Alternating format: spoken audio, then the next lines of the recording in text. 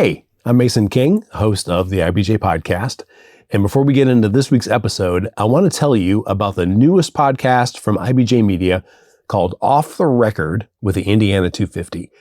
In each episode, IBJ Media CEO Nate Feldman talks with a different leader on the Indiana 250 list of the state's most influential leaders. They discuss their vision for Indiana's future, their experiences in business, and their advice for other aspiring entrepreneurs. New episodes are released on select Thursdays. So go subscribe to the show on your favorite podcast platform so you can never miss an episode. Just search the Indiana 250 Off the Record. Thanks.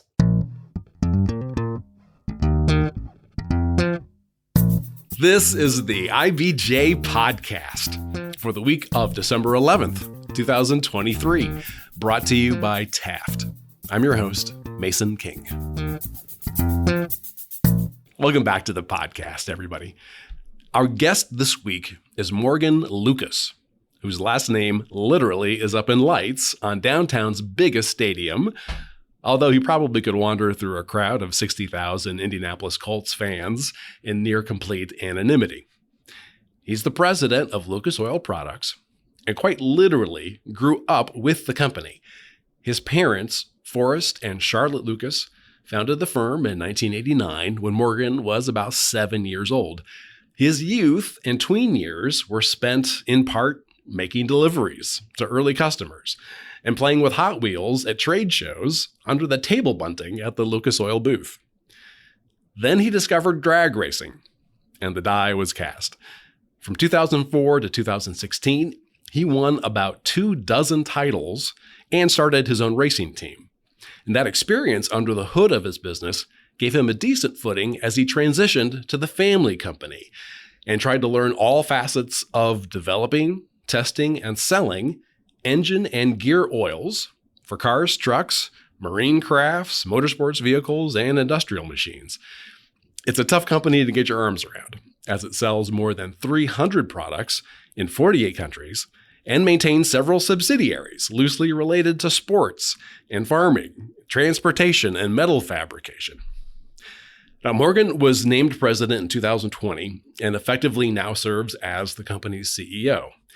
In an unusual bit of mirroring of the firm's founders, Morgan is married to the company's chief administrative officer, Katie Lucas. In this week's edition of the podcast, Lucas recounts what it was like growing up with hard-charging entrepreneurs as parents, how he and his wife have geared their relationship at home and at work, the value of being the naming rights sponsor for Lucas Oil Stadium, and the recent decision to relocate the company's headquarters from California to Indianapolis. Here's our conversation.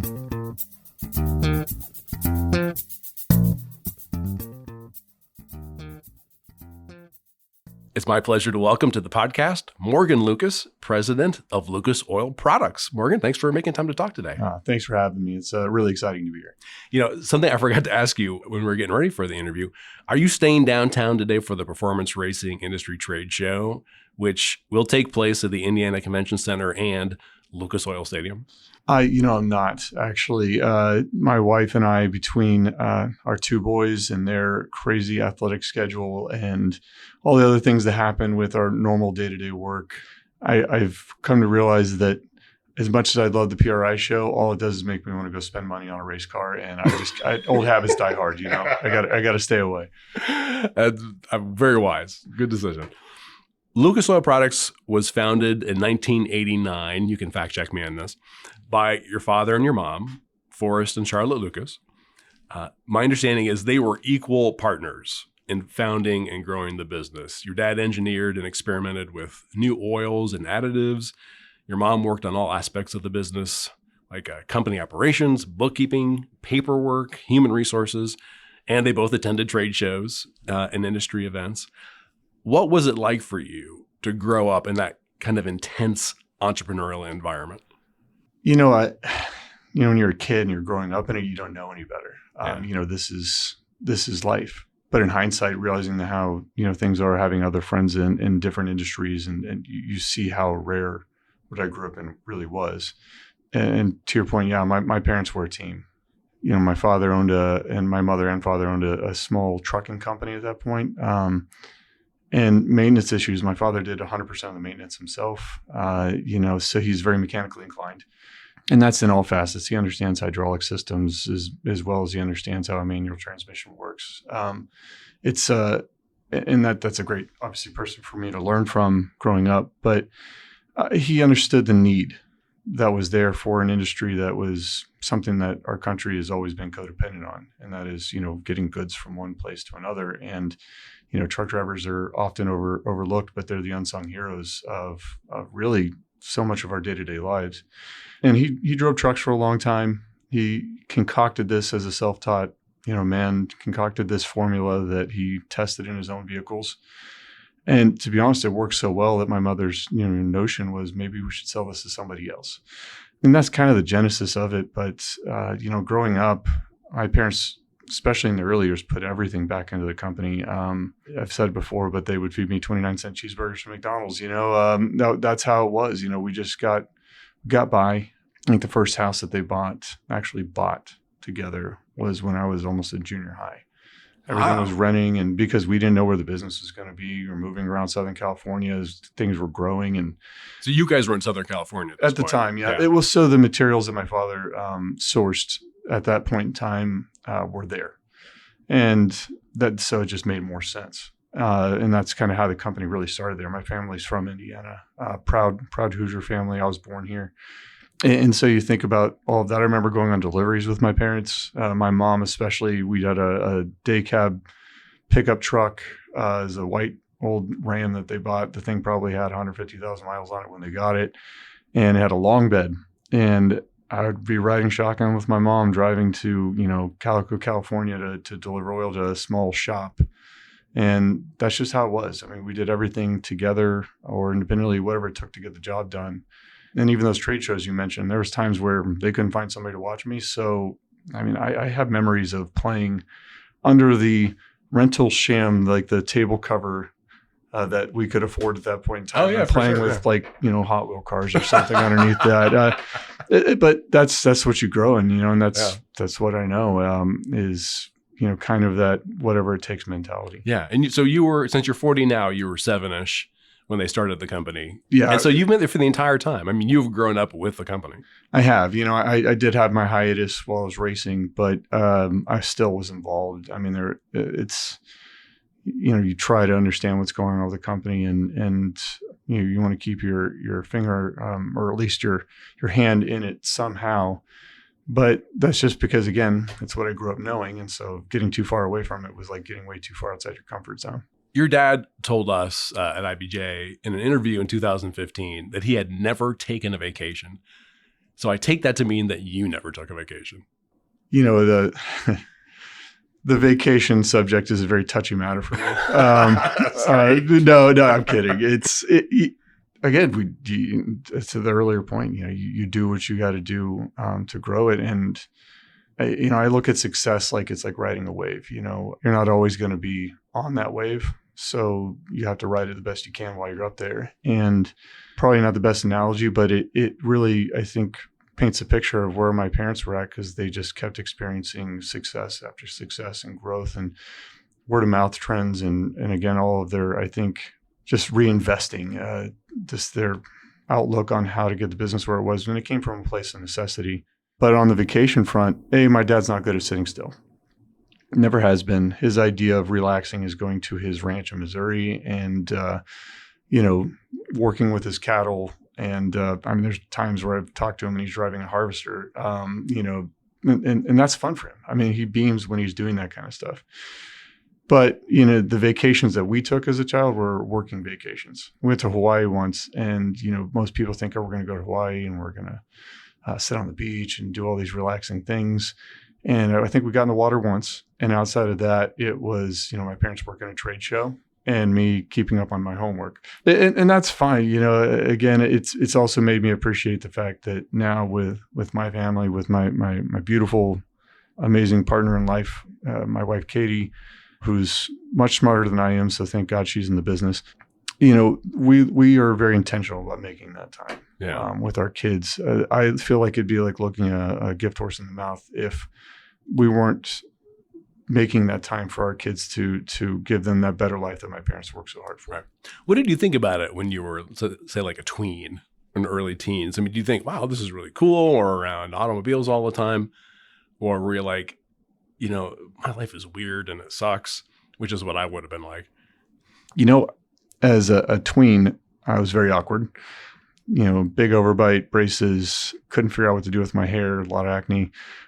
Pretty typical tween. So I didn't have to worry about girls too much at that point. So I was very heavily invested into cars. I loved cars.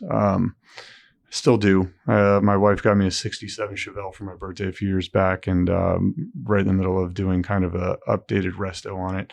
Yeah, but that took root at a young age. And I mean, I was at the racetrack working on cars and doing things from the time I was 11 or 12 years old, whether it was cleaning the car or learning how to rebuild an engine. And my parents really, I think, from a two-faceted approach, were supportive of that because I was learning about practical application of lubricants and how engines work and transmissions and differentials.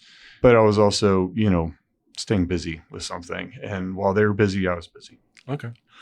Now, you got your first exposure to drag racing when you're 10 years old, attending the NHRA World Finals at Pomona Raceway. What kind of impression did that make on you? When we showed up to the track at Pomona, which was, 25, 30 minutes from our house, it's at a fairgrounds. I'd already been there, I think, at a younger age, going to the county fair, which in California is not what it sounds like. It's just mainly rides and concession stands, and that's really what it's, amounts to. And people trying to sell a spa.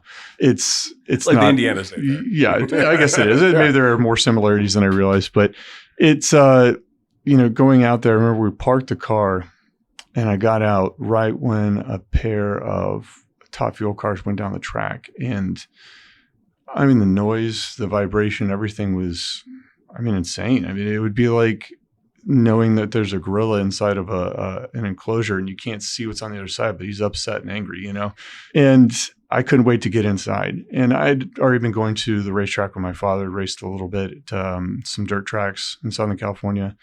And I, found this place where I could be in the pit area, I could be near the cars. People were nice to me. You were accepted as a part of the team, even though you weren't. And, you get in there and you start meeting these drivers and you take home some busted up, connecting rods or pistons or, whatever you can find and whatever people will give you. And it just leaves an impact on you at that age. And again, to that point, I already was into cars. So it just kind of, I think it's like a drug, right? It gets in your system. Sometimes hard to shake. So was the die cast, as it were, at that point? You're like, this is what I'm going to do. I'm going to race these things. Yeah, no, it was a fairly immediate thing for me to know I wanted to drive a car. I did have the opportunity to race junior dragsters a couple of times, which is a lot of fun to do that, but they weren't, I think big enough and loud enough for me at that point. And I found a lot of pleasure from being part of the team, the crew on this funny car that I was hanging around, this funny car team. And those guys became kind of like uncles for me.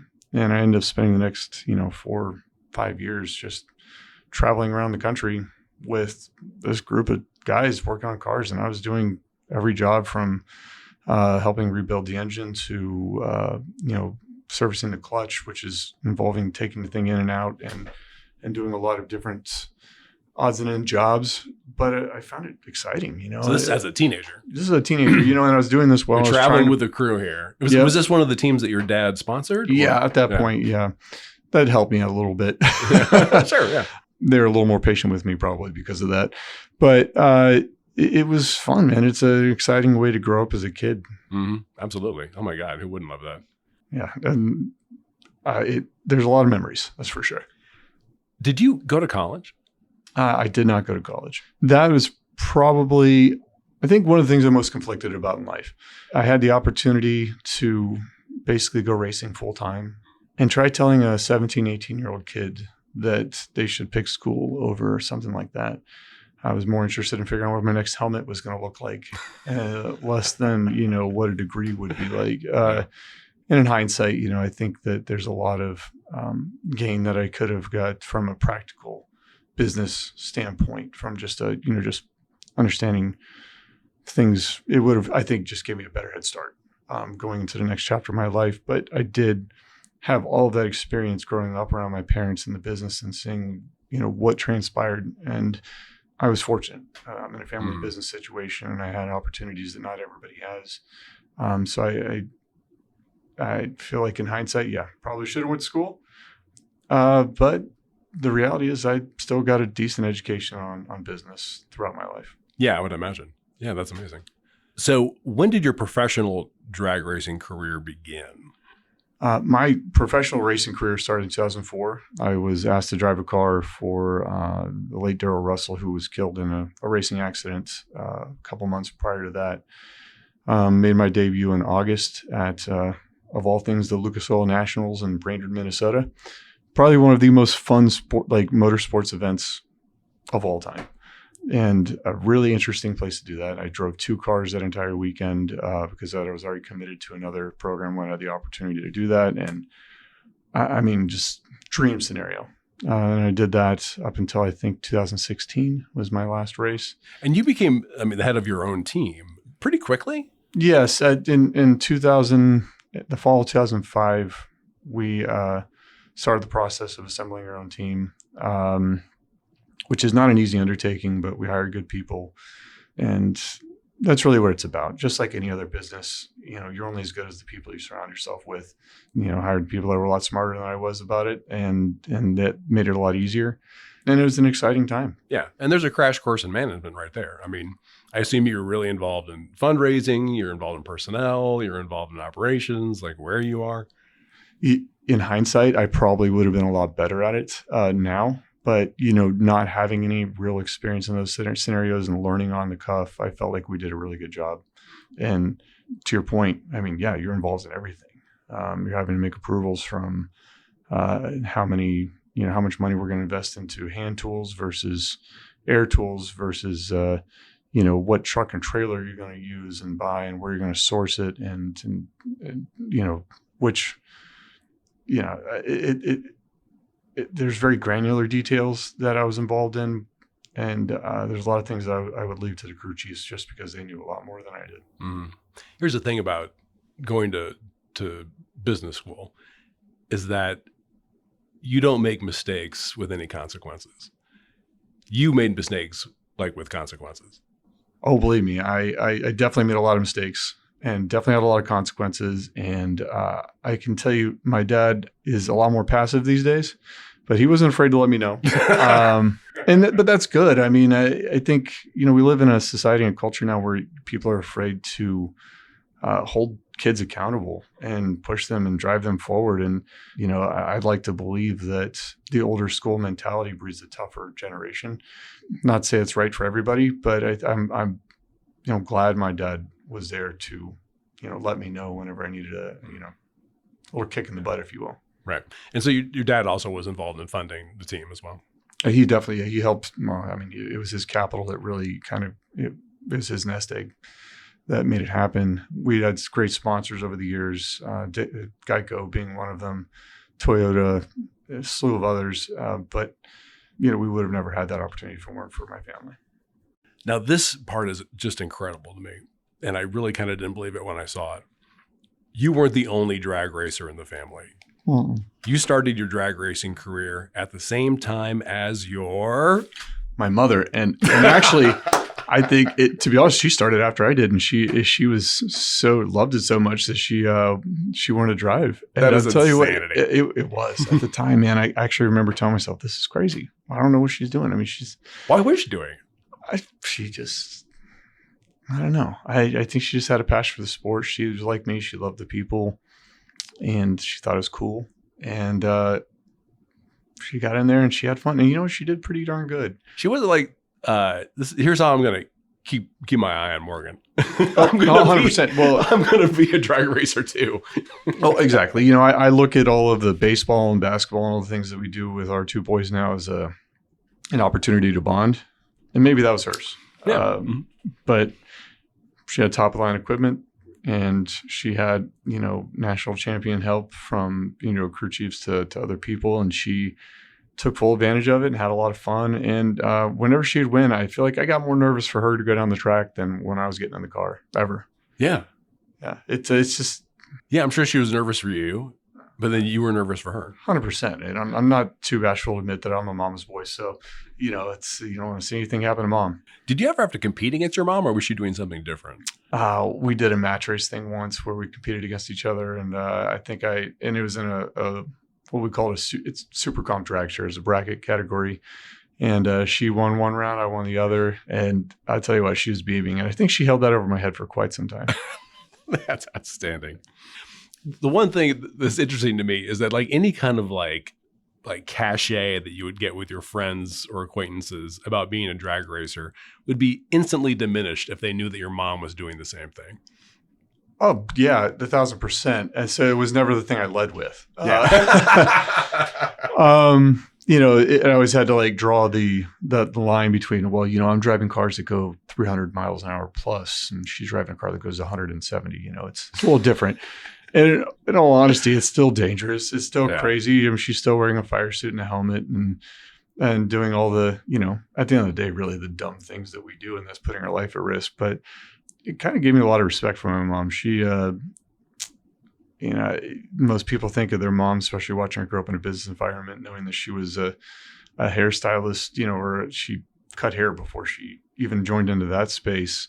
You wouldn't expect that. You wouldn't assume that she'd be willing to even do something like that. But apparently I got my risk taker genes. I came by them pretty naturally in that situation.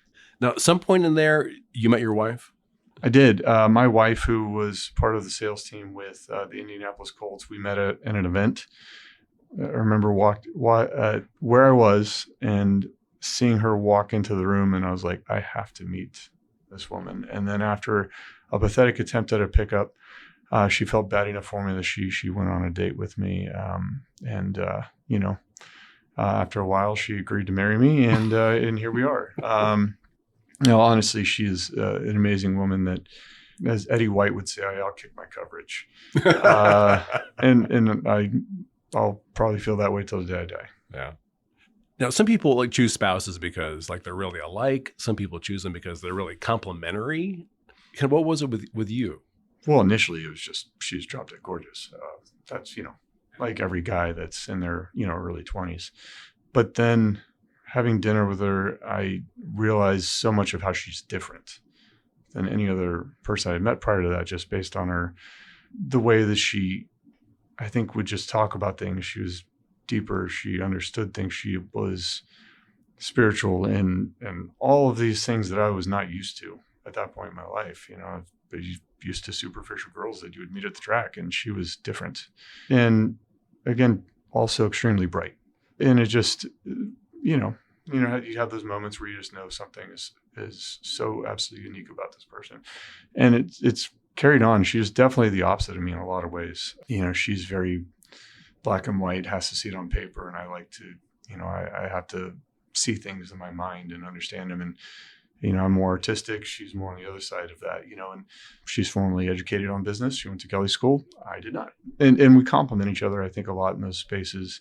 And that's honestly taken time for us to understand how to work together as husband and wife, because, for me, we get home and it's time for bed. It's time to shut it off. We have to find ways to make sure that we hold each other accountable in that regard, so we can actually rest and recharge for the next day, but also know when you got to dig in and roll the sleeves up and get something done. Yeah, for sure. So how quickly did you get married? It took a little while for us to get married, but we ended up getting married in 2012. So it's, roughly about 5 years. And a lot happened in that. Oh, wow. Okay. That's a courtship. Yeah. 5 years. A lot happened in that period of time, but at the end of the day, what's right is right. And I feel like it's definitely right. I know it is. Saying that for the listeners, it is absolutely right. But no, we did. And then, because of that amount of time that we dated, we had our first son. So funny situation here is that my birthday, my son's birthday and anniversary are all within 4 days of each other. Oh, boy. And so for her, that's rough. That's a lot of gifts to buy and plan for. But, we knew, we also knew that we wanted to be able to have that, second childhood in our 50s and do all those things that we've seen with her parents, what they were able to do. Okay, let's take a quick break so we can hear from our sponsor. This is the IBJ Podcast. Taft, today's modern law firm. With more than 800 attorneys in 8 primary Midwest markets and the District of Columbia, we provide solutions to the business issues facing middle market and emerging companies alike. We do this through a highly collaborative and inclusive team approach. Taft, the modern law firm. To learn more, visit taftlaw.com. All right, we're back with this week's edition of the IBJ Podcast and our guest, Morgan Lucas, president of Lucas Oil Products.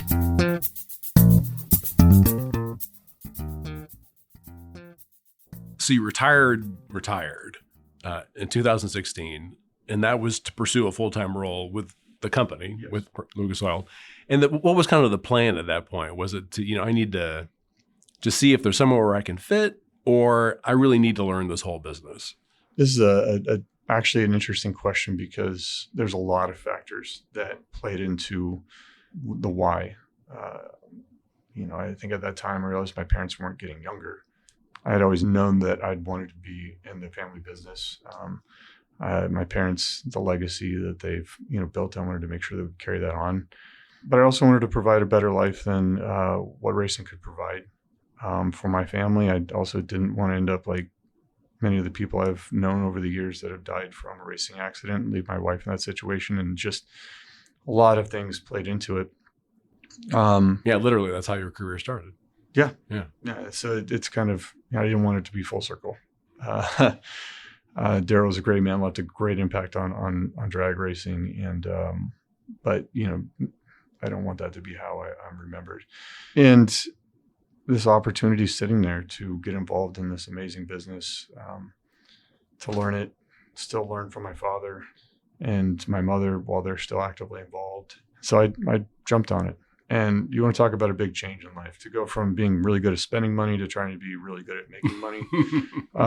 It's, drag racing, it's those things are reverse ATM machines. You just take a stack of hundreds and put it in the ejector. It'll spend it. But, with the oil side, I went straight into, the sales team, and it not in the function of being a guy that's traveling territory and covering, accounts, but I worked with our sales management, worked with a lot of the sales team members individually, just to try to, I think, really catch up and get re-engaged with our customer base and where things were at. And, for any company like ours, if you want to know really, I think where the heartbeat of the company is, you get to know the customer. Mm. And that's a really great opportunity that I had and I jumped on, and they really paved the way for the rest of basically my career up to this point. So then you started with sales, but then you went on to, many different departments. Our company, being that is an organic growth type of family business, it started off with my parents wearing, a dozen hats each, filling a lot of roles to, they started divvying that out, but you start acquiring more things and you start having more diversification, so to speak, that you have a lot of people filling a lot of gaps. And I took advantage of the opportunity to, see a lot of vacuums and get involved in a lot of things, whether it's, product development at that point. Sometimes you feel like you're quasi HR because people talk to you about the problems that they were facing and things that needed to be remedied. It was multifaceted, and being, again, in the position that I am as the founder's son, I knew that I had an opportunity to, I think, to impact the lives of the people that work with the company and get to know them better. But and I'm not saying this in an egotistical way, but I didn't look at it like people are going to tell me, no, stay out of this. People were in departments where for me, it was like, hey, I'm going to educate myself here. Help me out. I'm going to ask some really dumb questions. Pity me here. And that worked out for me. Just going in with no pride and no expectations and just wanting to learn and know how it works and understand the pain points. Part of drag racing is learning from every run that you make down the track. And, being able to download all the information and understand and try to make a better, more educated guess at going down the track the next time to be quicker and faster and better. Some of those are just, I think, part of my foundation, just being around that for so long. And kind of helped from a perspective standpoint within the company. And to be honest with my wife, when she got more involved, when our kids were at an age and in school, she took that to the next level. When did she start with the company? Well, I mean, she's been involved in some way for a long time. Even when we were having kids, she worked part-time with the business. But I'd say when my youngest got really wrapped up into pre-K on a full-time basis is when she had more time to dedicate to the business. And I think that was about 4 years ago now. I think it really ramped up during COVID, to be honest. And I'll tell you, she's tenacious and in a good way. Like, she's like that person that you want to work for, but she likes seeing all those items on the list get crossed off and get done and knocked out. And again, we complement each other. And then what is her position now in the company? She's actually our chief administrative officer. But I feel like she does a lot more than even that, but that's still a lot to take on, which she heads up our HR team and our marketing efforts and spearheads a lot of that, on top of being heavily invested over the years in our philanthropic efforts, community involvement. And she's involved with St. Vincent's, with the hospital from a foundation board standpoint, edge mentoring. I'm going to forget about half the things that she's involved with, but the point is that she's just, she lives for others in those situations. And I know she lives for the team in this company. And then you became president in 2020, reporting to your dad, was owner and CEO. Yeah. Talk about a weird dynamic. Yeah. That usually is a recipe for disaster. It is. And it's not without growing pains. But my dad's ever known his work. So our relationship prior to that was up and down, and it really smoothed out a lot once we started working together. And I found out how to speak Forrest and speak his language. And I say that meaning like I could be upfront with him, be very transparent, but also kind of express my opinion without it, becoming an issue for him. And I started noticing he was giving me more and more rope within the program. This is leading up to my promotion. And then, when that happened, when he was, pushing for that was kind of an interesting passive way for him to say attaboy. And that's probably one of the highlights of my professional life, because he's old school. That's not the first thing that comes out of an old school guy's mouth is, oh, great job. But he's now this different person. And I think he's embracing life from a different perspective. Oh, that's great. And he's still CEO? Well, no, he's actually the chair now. Oh, okay. Yeah, he's stepped back from that. He's very focused on his ranch in Missouri and these things. It's fun and also a big confidence builder to know that he trusts Kitty and myself to lead what is a really great team that I feel like we've assembled. We've been very aggressive with our hiring practices to make sure that we're hiring the right people with the right roles. Something I'm big on is having checks and balances within the organization. And I think that we're on the right track. My father, I feel like, has seen that, and we've experienced great growth and even great steps towards efficiency. And we're trying to position ourselves to diversify more. And he knows that. He knows that that's the future in order to maintain the same growth rate that we've had over the years. So he's been very supportive of it. So just to be clear, so in the upper tier of management, you are effectively the CEO, though you are the president. Effectively, yeah. Right. I just didn't want him to feel like that was my angle. I'm kidding. No, that's fine. No, honestly, titles for me, they're great. I think for the right people to have them. At the end of the day, that's not something I put a lot into. Right. I just want to make sure that our people are being led and taken care of, and that they have the opportunity to grow and build the company. Right. Effectively, the buck stops with you. And your wife, yeah. If the ship's going down, I'm the guy going down with it, right? Yeah, she is. She's right by my side through all of it, through better or worse, and not just our marriage, but our professional life as well. Wow. Okay. if I ask you, like, what do you do on a day-to-day basis? What are the responsibilities? I mean, you're essentially giving yourself. For me, I spend a lot of time, I would say, just trying to figure out what's next. I spend a lot of time thinking about that, but I still stay very engaged with the sales team. I work to try to monitor, just looking at different reports, different things like that. Try to stay involved with all the teams and all the different team members. And it's more or less this kind of, I almost feel like a weird uncle relationship with a lot of employees, because God bless my father, but being the founder, growing a family business and being as involved as he was one of those prototypical micromanagers of growth. And I saw the problems that came with that, is that there's no succession planning in a situation like that. I want to make sure that our employees have the opportunity to fail. They have the opportunity to have some autonomy, but I like to believe that I'm the oversight in those situations. Mm-hmm. Product development is something I do take a lot of interest in.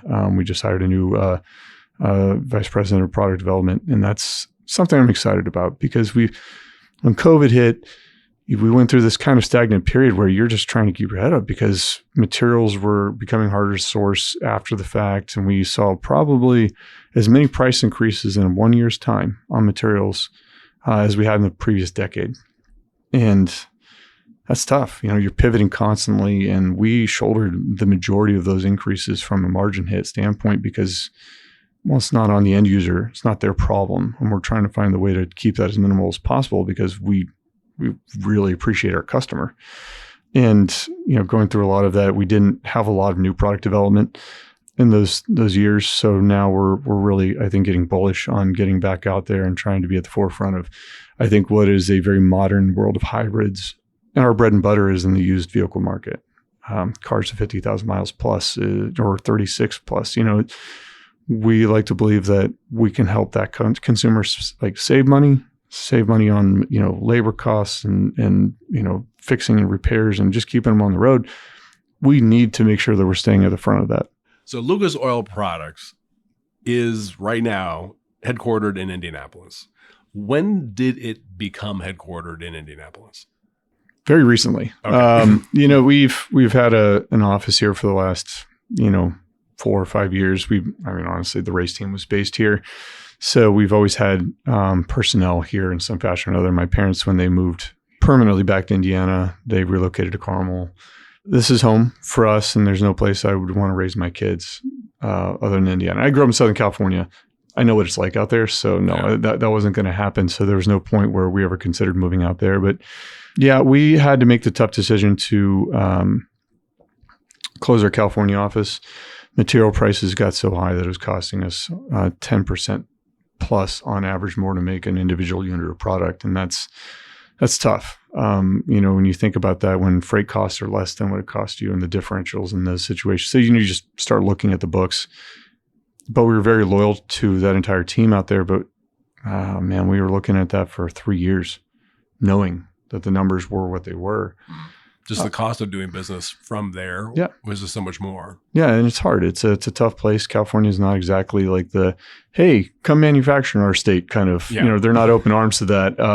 It was when we started the business there. A lot has changed over the years in California, and it's a nice place to visit. I'll leave it at that. But I'm proud to know that our headquarters is here. We've had to do a lot of restaffing, retooling, and to be honest with you, we couldn't even ask employees in California to move back here.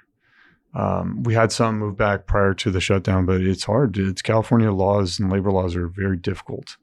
And they handcuff employers to a big degree. And we feel like it's hard when you're a company like ourselves, because we feel like we've been very fair. We try to be fair and take care of our employees. We want everybody's life to be better for having worked at this place. So I think here, what I have noticed is that the labor pool in the Midwest is fantastic. A lot of amazingly educated people that are have great work ethic, and it's been a breath of fresh air. Mm-hmm. So when was the actual official move? Yeah, I guess that was a real question. I kind of just I give you the politician's answer. No, the actual move formally was, I'd say, last fall. We started the paperwork to file for the headquarters swap. Okay. How many people were based in California? Yeah, at that point, probably about 125. It wasn't a ton, but it was enough. And that's corporate headquarters staff, essentially. Pretty much, yes. And now all of that will be here moving forward. And again, we've rehired. I think actually even to some extent, fine-tooth comb departments into the effort to try to make ourselves better and to look at where the biggest needs are. Sometimes you had people in roles, you were filling vacuums that didn't need to be filled. And I think that goes with any company. Over time, you have to go back and take a look at how things have changed and evolved. And we had this opportunity to do that. And I think we're better off for having done it. So you're kind of in the process of reconstructing. Yeah, it's a reorg. Reorganization. I'd say in every sense of the word, it's been a reorg. And knock on wood, it's gone really smooth. And it's been there for about a year. Mm-hmm. And then where in town are you located? So we're on the north side right now. Technically, we're in Cornwall. And we just recently purchased a building, which would be in Indianapolis over in the Keystone area, that we're in the process of doing renos on right now. But again, we're proud to be here. This is a great state, great leadership at the state level, and just an open arms approach to business here in general. So the thing that the layman who doesn't deal in oils knows about Lucas Oil is that his name is on that stadium over there. Yes. And I honestly have to admit, I don't know a lot about racing beyond IndyCar. I could not have told you what Lucas Oil Products was until maybe a couple of years ago. So you have the name on the building. Is there more that you can do? Not just that building. I mean, you have your name on a lot of stuff. What more can you do to educate the consumer about who you are? Yeah, the stadium is a great place to, have your brand showcased. But to your point, I mean, there's a lot of people that thought we were just a racing company. They didn't understand what we do. And there's a lot of people that don't understand that, our company was built off of the back of what I'm going to call fix-it products, additives. We sell motor oils and gear oils, and we do a really great job formulating and putting those out there. But I think our sweet spot of what we do the most for the general population is what their additives is what they're called. And whether it's stopping leaks or cars that are burning oil and consumption, and those types of things, transmissions that are slipping, fixing that. I mean, that's an expensive repair for people. And so we take pride in fixing those things.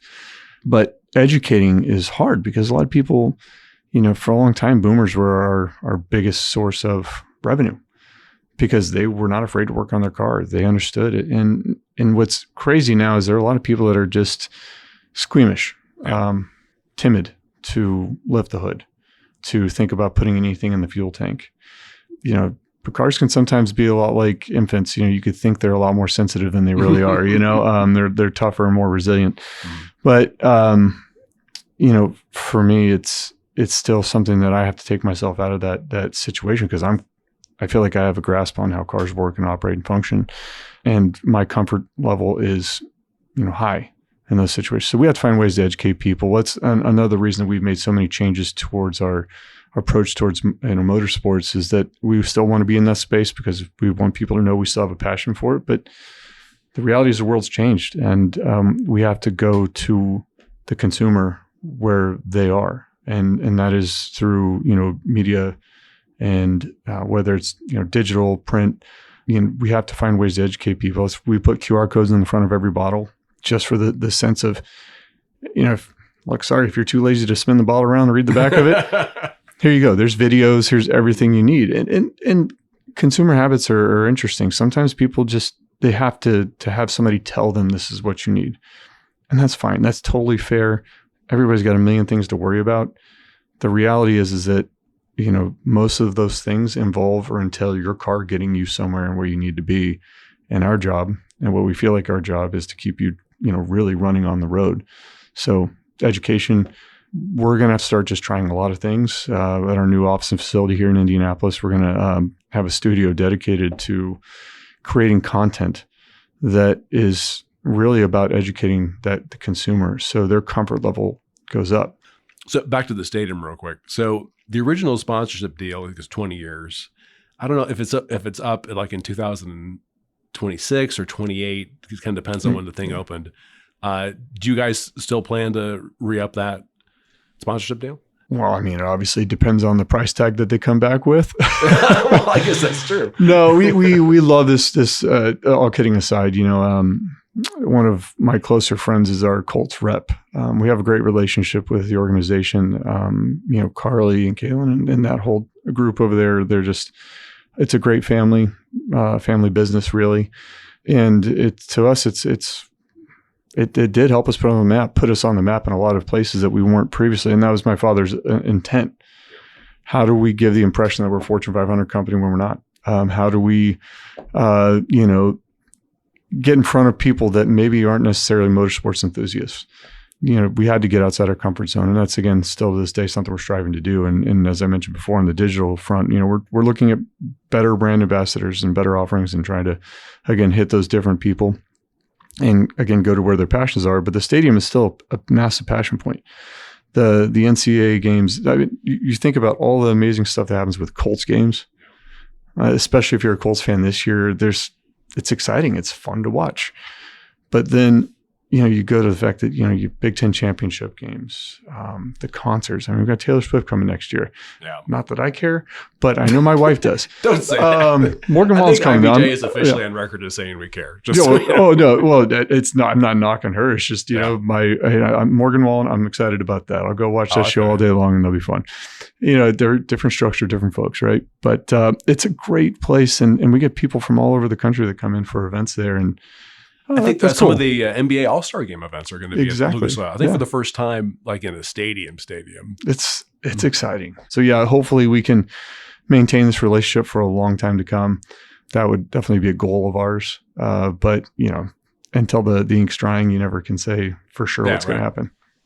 One thing I forgot to ask you about that I thought was really kind of striking when I was preparing for the interview. So the company was founded by a husband and wife. And now it is being essentially run by the next generation of husband and wife. I mean, the sort of like mirroring that goes on there is super unusual. Was that at all intentional or just the way it worked out? I mean, I assume that your parents would be like very comfortable with that sort of like management situation because they started it that way. First off, I think my parents might trust my wife's business acumen much more than my own, rightfully so. But I don't believe in coincidences. I think that whether, let's say it's a God thing or if it's if you're one of those people that subscribe to The Secret, and you just wished it into existence, you manifested it and you made it happen, whatever. I think in this scenario, I grew up watching my parents do it. So maybe there was this, maybe that's just part of my wiring that I felt like I needed to have that partner in crime for this whole thing. And it's fun to share your journey with your best friend. You share in the grief, you share in the good. And it's just kind of it's something that I think, and to the earlier point, you don't know until the ink's drying. I think that someday we're going to look back on this and we're going to really be proud of the accomplishments that we made together. And, for anybody out there that wants to have a stronger bond with your spouse, I suggest go build a house together because then you realize what common enemies are and how to tag team things and go through the process and you get this great working relationship. It'll test the strengths of things, but, my wife and I found a way to make us better. Yeah. And just again, that's just how we do things. Do you have any vacations scheduled? Gosh, vacation scheduled right now. I think we have the intent for vacations, but we haven't put anything on the books. Back when I was racing, we raced in Sonoma every year. And so, pre-kids, we would go to Napa for 3 days every year. Sounds like a real posh thing to do, but the food's so good there. But we're going to make that a point this year to do that. And then I think, a friend of ours, Scott Bovey and his wife invited us last year to Beaver Creek. And it was our first foray to Beaver Creek. And I mean, our kids fell in love. We did as well. So hopefully we can get back up there as well. Okay, good. Well, you got a company to run. I appreciate your time. Thanks for filling me in on this. It's really an education. Well, thank you. And I appreciate you making the time to have me on the show. I love what the IBJ does. I love what it does for our business community. But, I'd like to believe that it's educating people and giving people, I think, the opportunity to get smarter every day when it comes to this, because I know I rely on it in that sense. So thank you. Keep up what you're doing as well. Sure. When we edit this, I'm going to put that in the front. That's great. I love it. Hey, thanks again for your time. Thank you. My thanks again to Morgan Lucas. And folks, before you get on with the rest of your week, there are a few stories in the latest issue of IBJ that I want to bring to your attention. First up, Eli Lilly and Company has struck pharmaceutical gold with its obesity drug, Zepbound. But the new drug carries a hefty price of $1,060 per month, and insurers and healthcare plans are balking, questioning its affordability. John Russell explores the ramifications for patients and the overall healthcare cost debate. Also in this issue, Susan Orr reports the banking industry foresees an end to the slump in financial stocks. And Mickey Shuey explains how Indy area logistics companies are using drones to help them track inventory inside their huge warehouses. And again, you can find these stories in the latest print edition of IBJ or online at ibj.com. And thanks again for making time this week for the IBJ podcast. I'm Mason King. Hang in there, everybody. We'll be back again next week.